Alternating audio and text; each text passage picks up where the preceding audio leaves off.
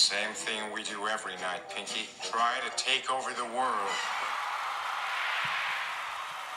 Cheers, everyone. It is I, Damien, aka Sleepy Reader, and I'm back at last. It's been 4 months, 4+ months since my last confession. I mean, my last comic book thoughts. And so I want to get back into it. Um, I'll Let me show you.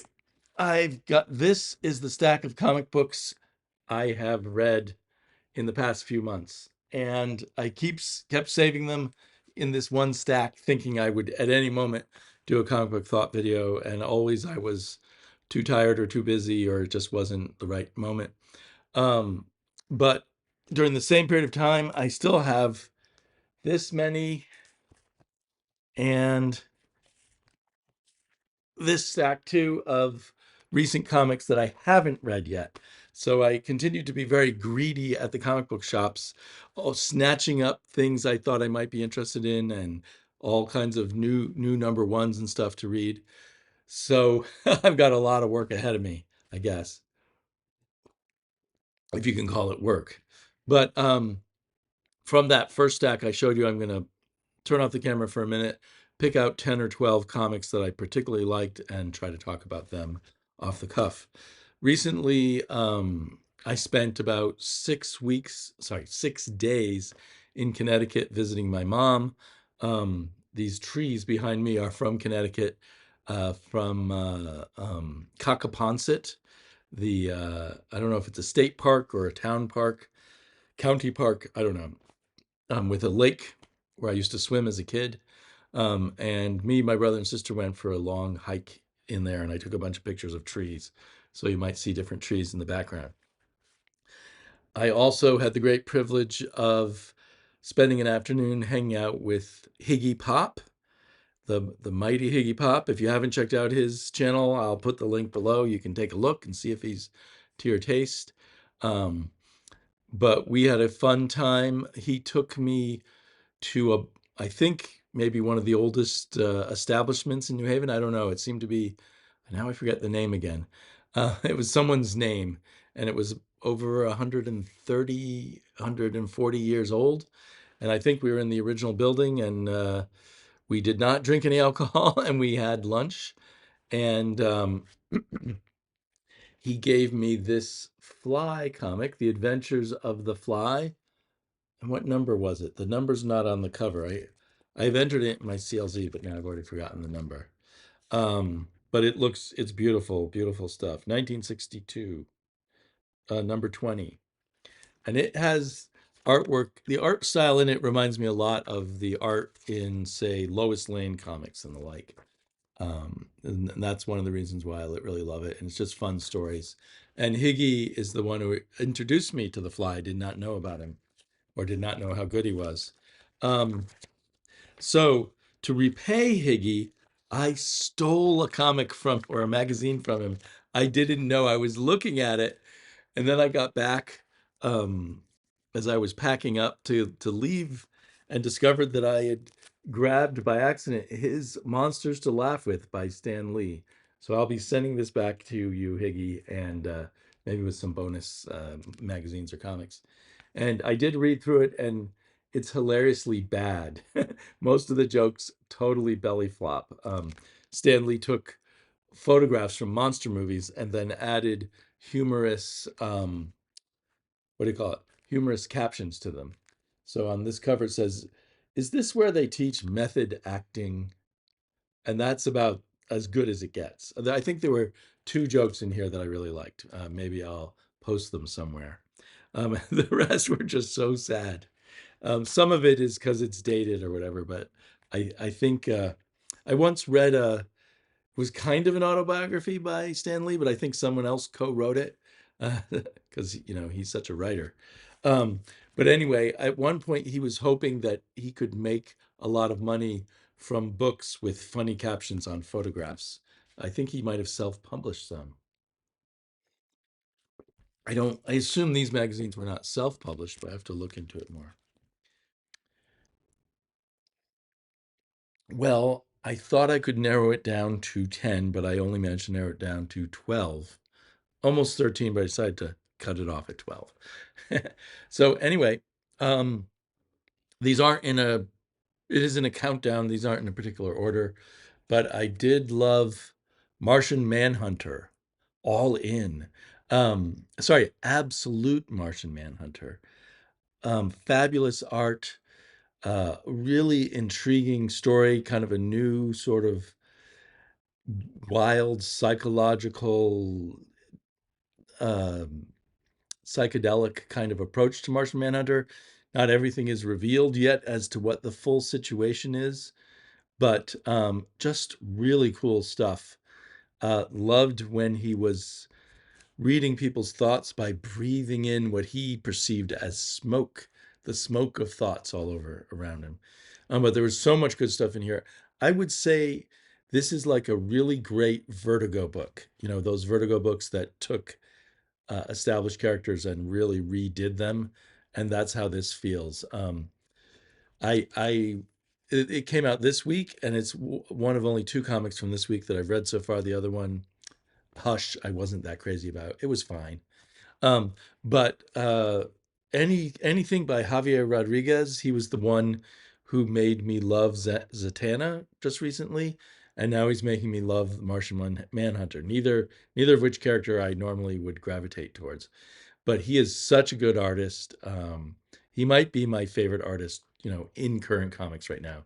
That's a hard thing to pin down, but it was really fabulous. Um, and then I have been reading Howl from from Ahoy Comics, written by is it Alyssa Whitney, and drawn by the single named Morissette, and I think he's coloring it too.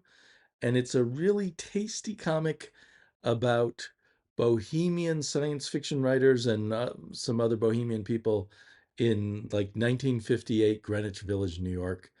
And slowly a science fiction plot is developing along with the relationships between the men and the women and the little community that they have.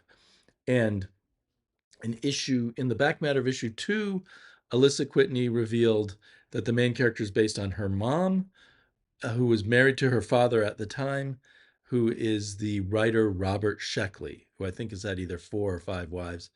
And in issue, I got issue 3 from this past week, but I haven't read it yet. But I did read the back matter there, where she talked more about her father, Robert Sheckley. Hardcore science fiction fans will remember that name. He was a very famous short story writer. I don't know if he had any famous novels, but during the 50s and 60s in particular, he was pretty big.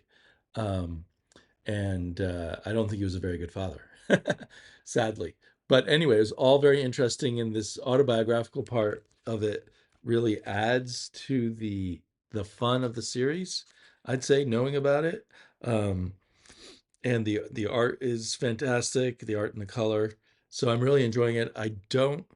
This same team did another series for Ahoy, short series, 5 issues, called Guilt, Gilt, and I really enjoyed that up till like the last issue. It seemed to fall apart. So we'll see. Hopefully that won't happen here. But anyway, I'm enjoying the process a lot. Um, I think this was the most recent Ice Cream Man, the one-page horror issue, and I didn't get all the stories, but I really admired writing one-page stories, and some of them really did land. And it was fun seeing a few other writers jumping in on it. Um, I think the stories I particularly didn't get, if I'm remembering right, were by Matt Fraction and also by Kelly Sue DeConnick, writers who I've liked in other times. But um, sometimes you do get the feeling like you're not smart enough or something. But anyway, overall, great issue. Uh, Martin Morazzo, his artwork. I don't think I liked it very much when Ice Cream Man first started, or I was sort of so-so on it. But now I really love his artwork. Maybe I should go back and see, do I love his artwork on the early issues, or has it changed, or has become richer? I don't know. Or maybe I've just come to appreciate his storytelling and the weird, off-kilter way he helps present the world of Ice Cream Man. Bronze Faces was totally a random pickup, a #1 from Boom, and it's, let's see if I can get the names right. It's written by Shobo and Shof, illustrated by Alexandra Tefengi, colored by Loridge. So I'm assuming the writers, I'm assuming, are Nigerian, and possibly the artist, and really great art. Really interesting story. The thrust of it is there's artwork that the British museums have taken from Nigeria that is by the now deceased father of several of the characters, and maybe one character who's more like an apprentice or an adopted child or something. There are some subtleties of culture, I assume, of Nigerian culture that I didn't quite pick up on, but overall, it was really cool. They're trying to steal back the steal back the art, and that's not a spoiler because the first scene in the book, I think, is them stealing the art. But you find out a lot about the father and the different characters, and I'm really interested to see where this goes, and I really enjoy the art. So Bronze Faces is definitely a book for me to keep an eye out for. I read 2 issues of Savage Dragon. This is 274, The Return of Mr. Glum, and 275. And I love the wacky superhero fun of Savage Dragon.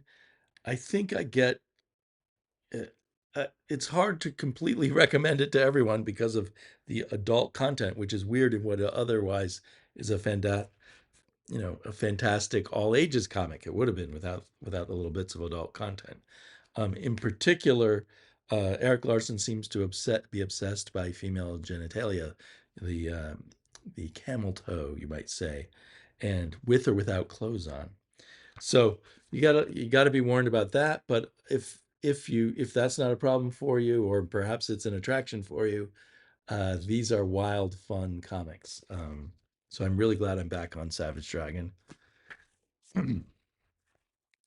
Maybe because I read 3 issues in a row, but if I had to pick a number one comic, it might be Redcoat.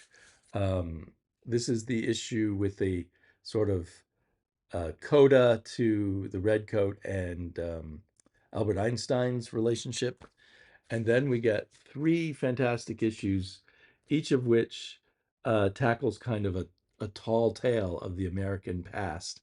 We got Johnny Appleseed, we got Annie Oakley, we got a family of serial killers. Of course, every issue has a fantastic double page, or sort of a full, what do you call it, a wraparound cover. Um, uh, Jeff Johns is doing such a good job. I almost want to kiss him for being such a good writer on these books. And I also want to kiss and hug. Uh, not really. I'm not that emotional of a guy, but um, Brian Hitch and the rest of his art team. Fantastic colors. He's got an inker, but it just has that Brian Hitch look everywhere. They're doing bold, exciting stories, and they're landing every time. It's amazing. This is really peak modern comics, in my opinion. Okay, this was fascinating. Assorted crisis events. I think this came out a week or two ago. Um, it says on the back that it's going to be a series of one-shot stories. I really enjoyed most of the story. The art and color were fantastic. Color was by Georgia Belair, and I don't always love her coloring these days, but she really was working overtime here. The art is by someone named Eric Zwadisky, and Dennis Camp is the writer. And what I didn't understand the last 2 pages or so of the book. And since they're one-shot stories, I guess there won't be something in the next issue that will help me understand it. Maybe I should reread it. I think he wants it to be kind of ambiguous, but I guess different people have a different tolerance for ambiguity, and some kinds of ambiguity click with me and some don't. So I felt a little lost. I'm excited for more issues.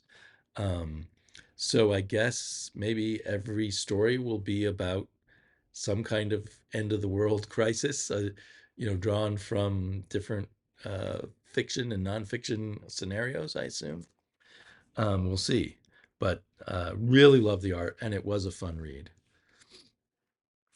Seasons, written by Rick Remender, art by Paul Azuceta, Matthew Lopes, color, I believe. let's see, where's the credits? I can't find them. So issue one, uh, yeah, Matthew Lopes is the colorist, Russ Wooten the letterer. Um, issue one was okay, but it was extra long, and it was a very simple story, a very simple first beat of the story. Probably should have just been 5 or 10 pages, not 30 pages or however many it was. But issue two really clicked, and I'm like, whoa, I really am interested in seasons now. Um, Fantastic art, and I appreciated it more with the story sort of going somewhere.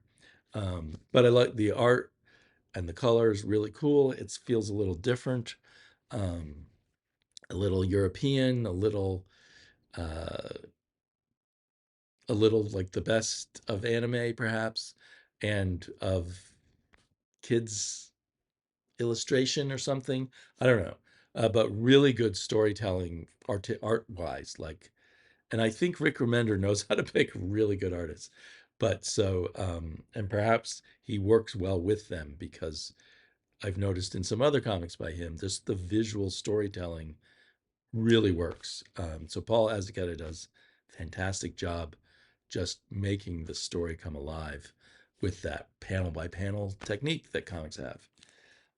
It's about four sisters, each one named after a different season, and they all seem to be quirky, odd characters, and I'm assuming there's something magical about them. And there's a evil, possibly magical circus that is also at play. So things will unfold as they unfold. Rick Remender doesn't like to show his cards usually, but by issue two, I'm really really enjoying seasons, and definitely I think I need to add it to my pull list. I don't think it's already on there.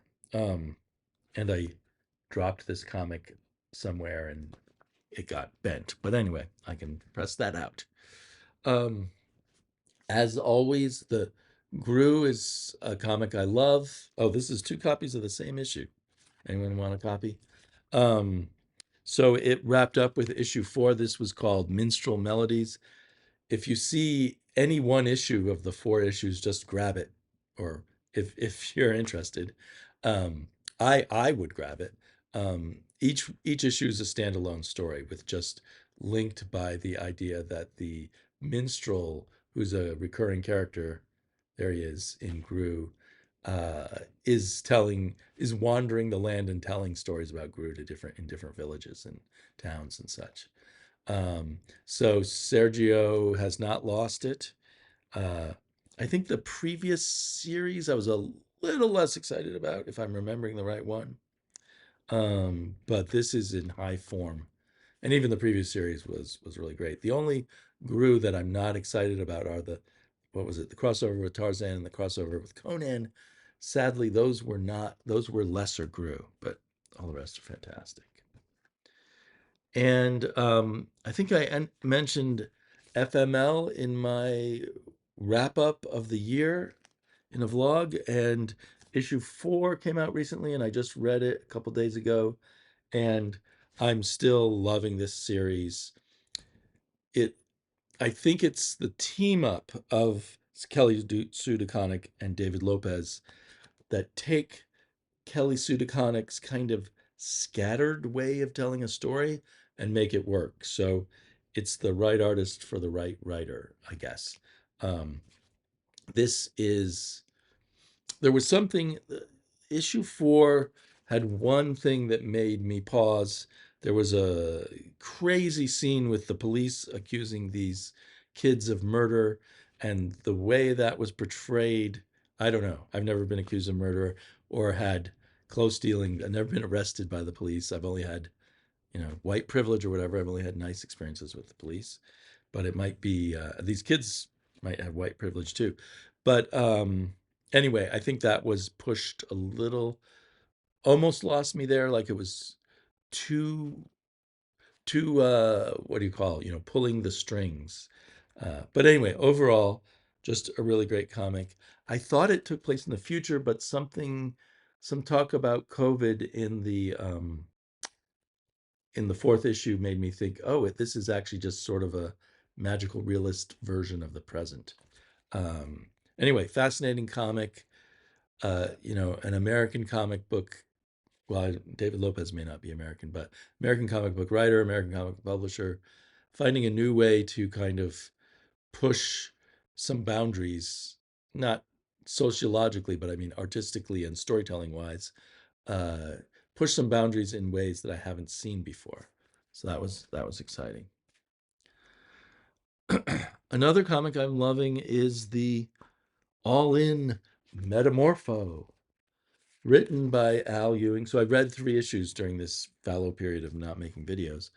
Um, Written by Al Ewing and drawn by um, Lieber.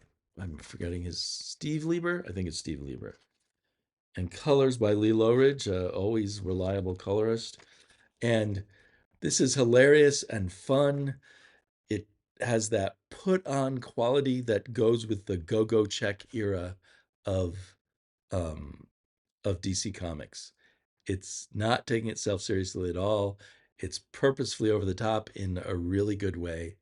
And so I realized I'd never read the Go-Go Check era Metamorpho, but I had 1 issue, and I pulled it out. I must have stumbled across it in my storage facility, and I pulled it out and I read it and I loved it. And it was Al Ewing is really recreating the way who's the writer here, Haney, the way Haney is wrote back then.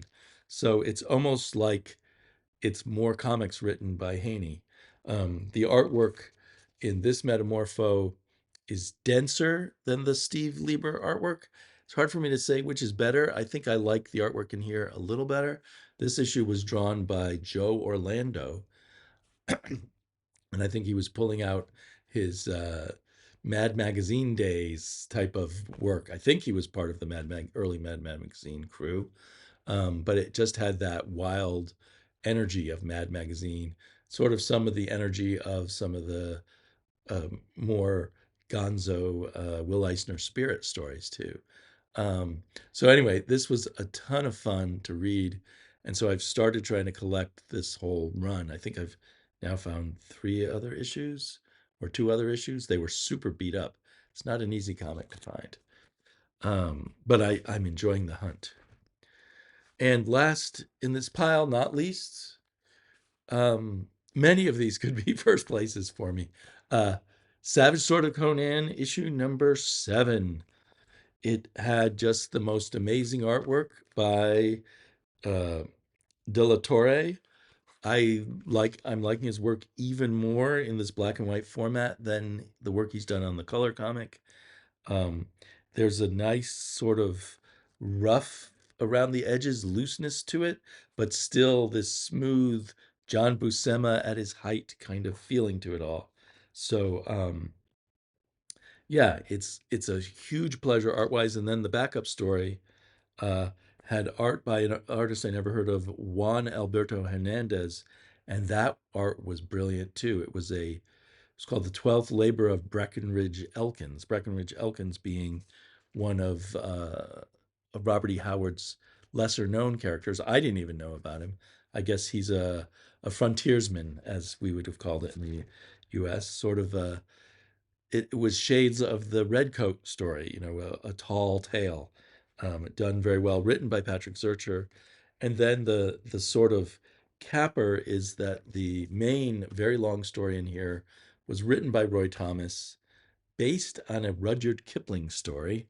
I've not read it, um, and it was such a pleasure to read the rhythms of the way Roy Thomas writes a Conan story.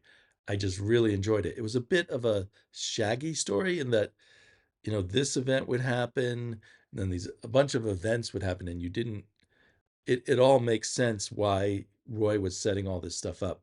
But it did feel a little bit like this happens, that happens, that happens. But page by page, I loved the way he did the dialogue and the caption boxes compared to maybe his most extreme stuff in the old days.